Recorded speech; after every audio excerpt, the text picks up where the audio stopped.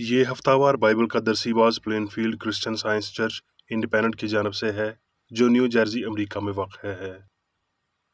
مزید معلومات کے لیے آپ ہماری ویب سائٹ ملاحظہ کریں www.plainfieldcs.com۔ یہ سبق 28 مارچ 2021 بروز اتوار ہفتہ کے اختتام پر آپ کے مطالعہ کی غرض سے تیار کیا گیا ہے۔ مضمون: حقیقت، سنہری متن، یسایہ۔ کیونکہ ابتدا ہی سے نہ کسی نے سنا، نہ کسی کے کان تک پہنچا، اور نہ آنکھوں نے تیرے سوا ایسے خدا کو دیکھا جو اپنے انتظار کرنے والوں کے لیے کچھ کر دکھائے۔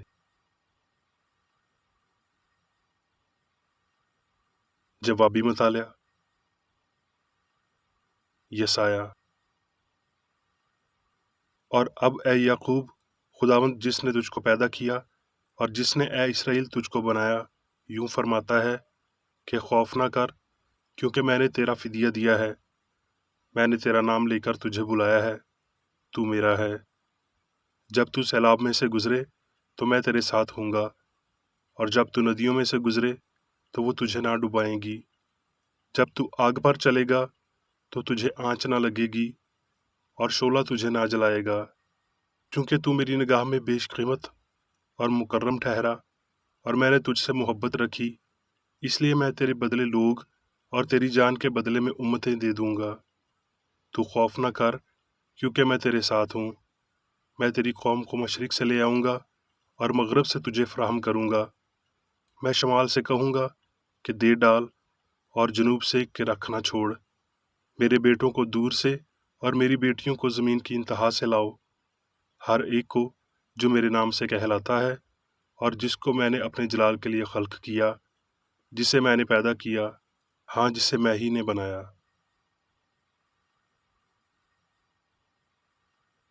درسی واز بائبل میں سے خروج۔ اور موسیٰ اپنے سسر یترو کی، جو مدیان کا کاہن تھا، بھیڑ بکریاں چراتا تھا، اور وہ بھیڑ بکریوں کو ہنکاتا ہوا ان کو بیابان کی پرلی طرف سے خدا کے پہاڑ کے نزدیک لے آیا، اور خداوند نے کہا، سو اب آ، میں تجھے فرعون کے پاس بھیجتا ہوں کہ تو میری قوم بنی اسرائیل کو مصر سے نکال لے۔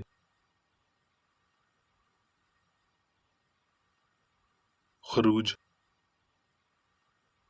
تب موسیٰ نے جواب دیا، لیکن وہ تو میرا یقین ہی نہیں کریں گے، نہ میری بات سنیں گے۔ وہ کہیں گے خداوند تجھے دکھائی نہیں دیا۔ اور خداوند نے موسیٰ سے کہا کہ یہ تیرے ہاتھ میں کیا ہے؟ اس نے کہا، لاٹھی۔ پھر اس نے کہا، اسے زمین پر ڈال دے۔ اس نے اسے زمین پر ڈالا اور وہ سانپ بن گئی، اور موسیٰ اس کے سامنے سے بھاگا۔ تب خداوند نے موسیٰ سے کہا، ہاتھ بڑھا کر اس کی دم پکڑ لے۔ اس نے ہاتھ بڑھایا اور اسے پکڑ لیا، اور وہ اس کے ہاتھ میں لاٹھی بن گیا، تاکہ وہ یقین کریں کہ خداوند ان کے باپ دادا کا خدا، ابراہیم کا خدا اور یعقوب کا خدا تجھ کو دکھائی دیا۔ پھر خداوند نے اسے یہ بھی کہا کہ تو اپنا ہاتھ اپنے سینے پر رکھ کر ڈھانک لے۔ اس نے اپنا ہاتھ اپنے سینے پر رکھ کر ڈھانک لیا، اور جب اس نے اسے نکال کے دیکھا تو اس کا ہاتھ کوڑ سے برف کی مانند سفید تھا۔ اس نے کہا کہ تو اپنا ہاتھ پھر اپنے سینے پر رکھ کر ڈھانک لے۔ اس نے پھر اسے سینے پر رکھ کر ڈھانک لیا۔ جب اس نے اسے باہر نکال کر دیکھا تو وہ پھر اس کے باقی جسم کی مانند ہو گیا۔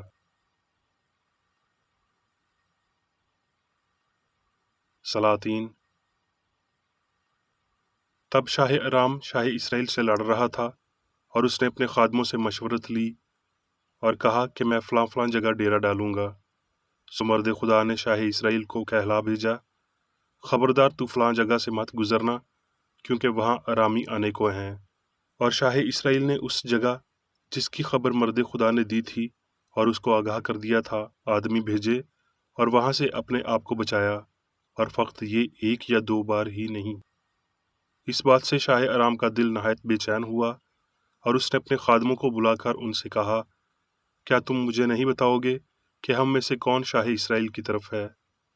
تب اس کے خادموں میں سے ایک نے کہا، نہیں اے میرے مالک، اے بادشاہ، بلکہ الیشا جو اسرائیل میں نبی ہے تیری ان باتوں کو جو تو اپنی خلوت گاہ میں کہتا ہے شاہی اسرائیل کو بتا دیتا ہے۔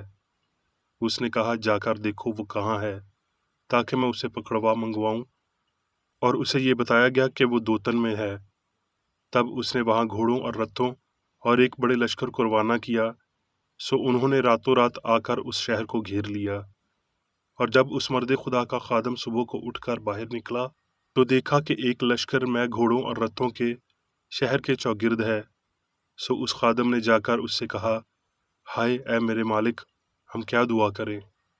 اس نے جواب دیا، خوف نہ کر، کیونکہ ہمارے ساتھ والے ان کے ساتھ والوں سے زیادہ ہیں۔ اور الیشا نے دعا کی اور کہا، اے خداوند اس کی آنکھیں کھول دے تاکہ وہ دیکھ سکے۔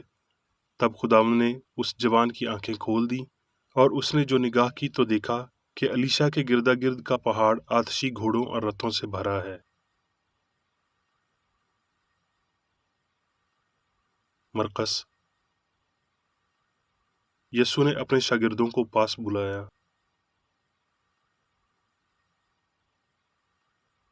مرقس۔ اور جب وہ اور اس کے شاگرد اور ایک بڑی بھیڑ یریحو سے نکلے تو تمائی کا بیٹا برتمائی اندھا فقیر راہ کے کنارے بیٹھا ہوا تھا، اور یہ سن کر کہ یسوع ناصری ہے چلا چلا کر کہنے لگا، اے ابن داؤد، اے یسوع مجھ پر رحم کر۔ اور بہتوں نے اسے ڈانٹا کہ چپ رہے، مگر وہ اور بھی زیادہ چلایا کہ اے ابن داؤد مجھ پر رحم کر۔ یسوع نے کھڑے ہو کر کہا، اسے بلاؤ۔ پس انہوں نے اس اندھے کو یہ کہہ کر بلایا کہ خاطر جمع رکھ، اٹھ وہ تجھے بلاتا ہے۔ وہ اپنا کپڑا پھینک کر اچھل پڑا اور یسوع کے پاس آیا۔ یسوع نے اس سے کہا، تو کیا چاہتا ہے کہ میں تیرے لیے کروں؟ اندھے نے اس سے کہا، اے ربونی، یہ کہ میں بینا ہو جاؤں۔ یسوع نے اس سے کہا، جا، تیرے ایمان نے تجھے اچھا کر دیا۔ وہ فی الفور بینا ہو گیا اور راہ میں اس کے پیچھے ہو لیا۔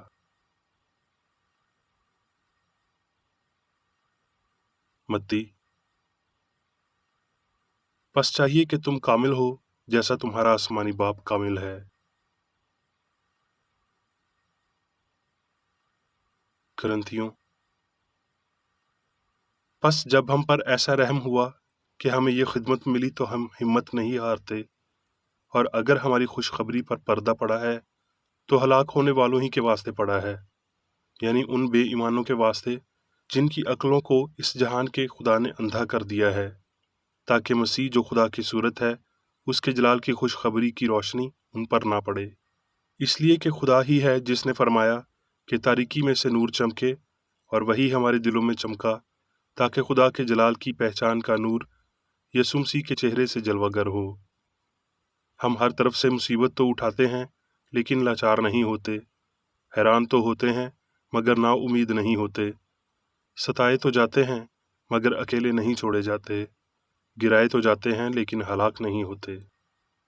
اس لیے ہم ہمت نہیں ہارتے، بلکہ گو ہماری ظاہری انسانیت زائل ہوتی جاتی ہے، پھر بھی ہماری باطنی انسانیت روز بروز نئی ہوتی جاتی ہے، کیونکہ ہماری دم بھر کی ہلکی سی مصیبت ہمارے لیے ازحد بھاری اور ابدی جلال پیدا کرتی جاتی ہے، جس حال میں کہ ہم دیکھی ہوئی چیزوں پر نہیں بلکہ اندیکھی چیزوں پر نظر کرتے ہیں، کیونکہ دیکھی ہوئی چیزیں چند روزہ ہیں مگر اندیکھی چیزیں ابدی ہیں۔ افسیوں۔ ہم اسی کی کاریگری ہیں اور مسیح یسوع میں ان نیک اعمال کے واسطے مخلوق ہوئے جن کو خدا نے پہلے سے ہمارے کرنے کے لیے تیار کیا تھا۔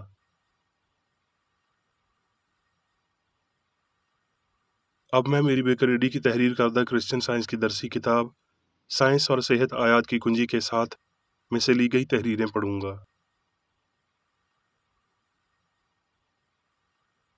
سائنس اور صحت۔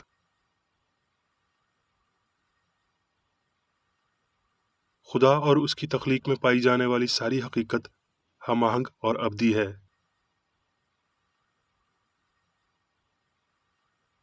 شروع سے آخر تک جو کچھ بھی فانی ہے وہ مادی انسان کے یقین سے بنا ہے اور کسی چیز سے نہیں، صرف وہی حقیقی ہے جو خدا کی عکاسی کرتا ہے۔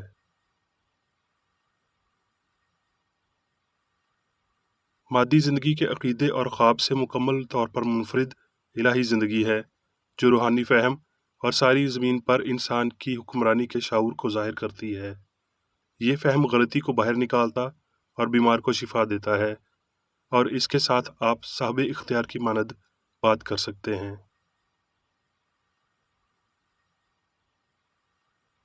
عبرانیوں کو شریعت دینے والا بولنے میں دھیما جو کچھ اس پر ظاہر ہوا تھا وہ لوگوں کو سمجھانے سے مایوس تھا۔ حکمت سے ہدایت پا کر جب اس نے اپنا عصا زمین پر پھینکا تو اس نے اسے سانپ بنتے دیکھا۔ موسیٰ اس کے سامنے بھاگ نکلا، مگر عقل نے اسے واپس لوٹنے اور اس سانپ سے نپٹنے کا حکم دیا، تو پھر موسیٰ کا خوف دور ہوا۔ اس واقعے میں سائنس کی حقیقت دیکھی گئی، مادہ محض مختصراً سامنے لایا گیا۔ دانائی کے حکم تلے سانپ بدی الہی سائنس کے فہم کی بدولت تباہ ہوئی، اور اس کا ثبوت وہ عصا تھا جس کے آگے جھکنا تھا۔ اسے خبردار کرنے کے لیے موسیٰ کا بھرم اپنی طاقت تب کھو چکا تھا جب اس نے یہ دریافت کیا کہ جو کچھ اس نے بظاہر دیکھا ہے وہ حقیقتاً تھا، نہ کہ مادی عقیدے کا ایک حصہ تھا۔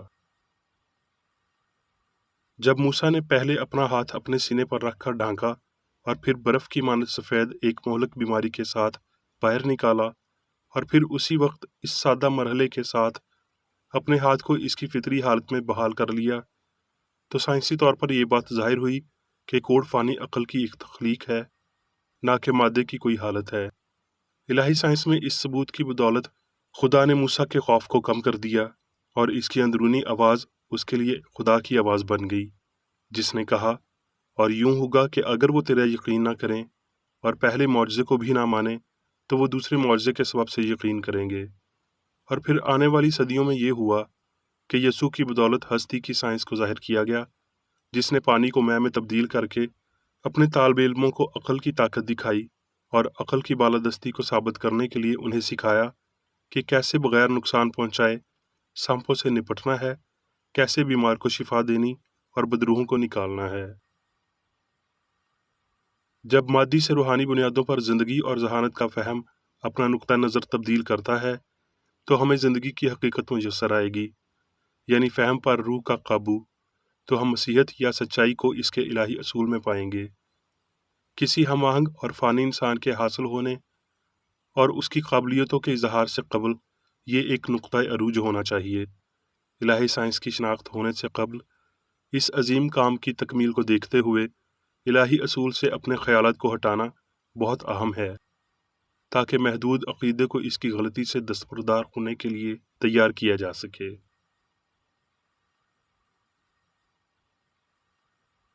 نقادوں کو اس بات پر غور کرنا چاہیے کہ نام نہاد فانی انسان کی حقیقت نہیں ہے۔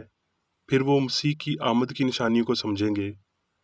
مسیح بطور خدا کے روحانی اور حقیقی خیال ماضی کی طرح اب بھی غریبوں کو خوشخبری کی تعلیم دیتے ہوئے، بیماروں کو شفا دیتے ہوئے اور بدروحوں کو نکالتے ہوئے آتا ہے۔ کیا یہ غلطی ہے جو مسیحیت کے لازمی عنصر کو بحال کر رہی ہے، یعنی رسولی الہی شفا کو؟ جی نہیں، یہ مسیحیت کی سائنس ہے جو یہ بحال کر رہی ہے، اور یہ تاریکی میں چمکنے والا نور ہے جسے تاریکی نہیں پہچانتی۔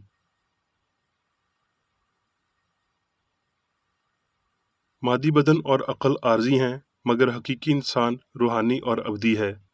حقیقی انسان کی شناخت کھو نہیں جاتی، بلکہ اس وضاحت کے وسیلہ پائی جاتی ہے، کیونکہ ہستی اور پوری شناخت کی شعوری لامحدودیت غیر ترمیم شدہ سمجھی جاتی اور قائم رہتی ہے۔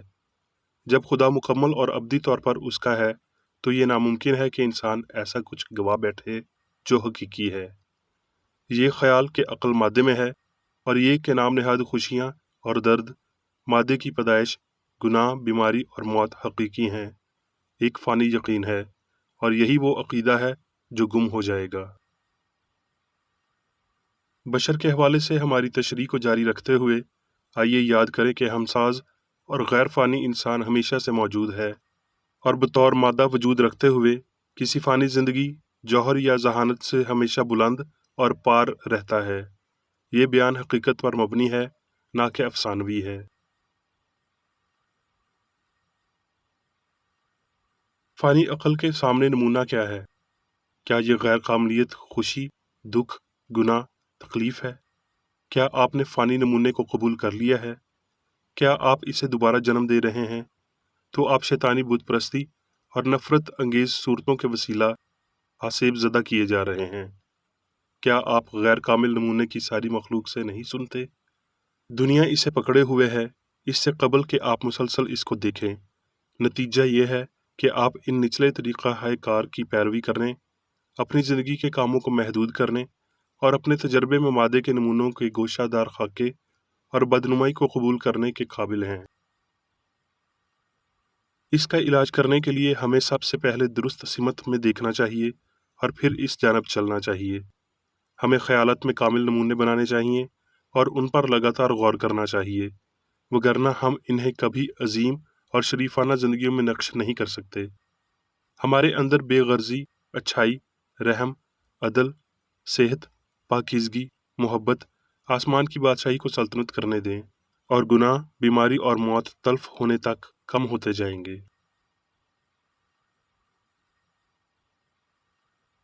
سبھی حقیقت ابدی ہے۔ کاملیت حقیقت کو عیاں کرتی ہے۔ کاملیت کے بنا کچھ بھی مکمل طور پر حقیقی نہیں ہے۔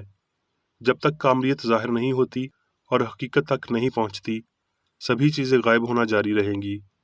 ہمیں ہر مقام پر بھوت پریت سے متعلق باتوں کو ترک کرنا چاہیے۔ ہمیں توہم پرستی کے کچھ ہونے کو تسلیم کرنا جاری نہیں رکھنا چاہیے۔ ہمیں اس کے تمام عقائد پر غور کرنا چاہیے اور عقل مند بننا چاہیے۔ سائنسی ہستی اور الہی شفا کی مسیح جیسی سمجھ میں کامل اصول اور خیال، کامل خدا اور کامل انسان بطور سوچ اور اظہار کی بنیاد شامل ہوتے ہیں۔ اگر انسان کبھی کامل تھا لیکن اب اپنی کاملیت کھو بیٹھا ہے، تو پھر بشر خدا کی شبیہ کا عکس اپنے اندر کبھی نہ رکھتے۔ کھوئی ہوئی شبیہ کوئی شبیہ نہیں ہے۔ الہی عکس میں حقیقی مشابہت کھو نہیں سکتی۔ اسے سمجھتے ہوئے یسوع نے کہا، پس چاہیے کہ تم کامل ہو جیسا تمہارا آسمانی باپ کامل ہے۔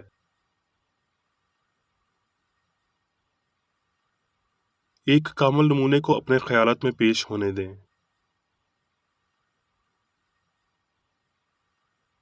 اب میں میری بیکریڈی کی جانب سے چرچ مینول میں دیے گئے روزانہ کے 3 فرائض پڑھوں گا۔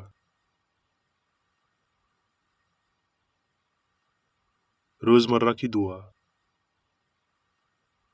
اس چرچ کے ہر رکن کا یہ فرض ہے کہ ہر روز یہ دعا کرے، تیری بادشاہی آئے، الہی حق، زندگی اور محبت کی سلطنت مجھ میں قائم ہو اور سب گناہ مجھ سے خارج ہو جائیں، اور تیرا کلام سب انسانوں کی محبت کو وافر کرے اور ان پر حکومت کرے۔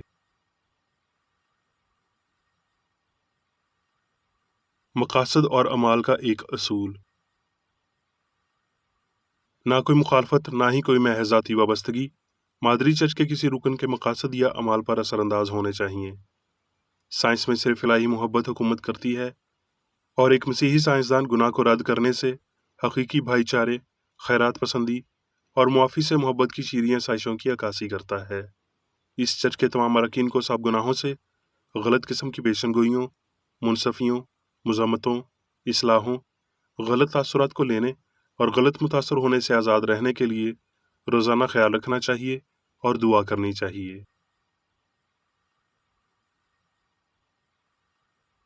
فرض کے لیے چوکسی۔ اس چرچ کے ہر رکن کا یہ فرض ہے کہ وہ ہر روز جارحانہ ذہنی آرا کے خلاف خود کو تیار رکھے اور خدا اور اپنے قائد اور انسانوں کے لیے اپنے فرائض کو نہ کبھی بھولے اور نہ کبھی نظر انداز کرے۔ اس کے کاموں کے باعث اس کا انصاف ہوگا، وہ بے قصور یا قصوروار ہوگا۔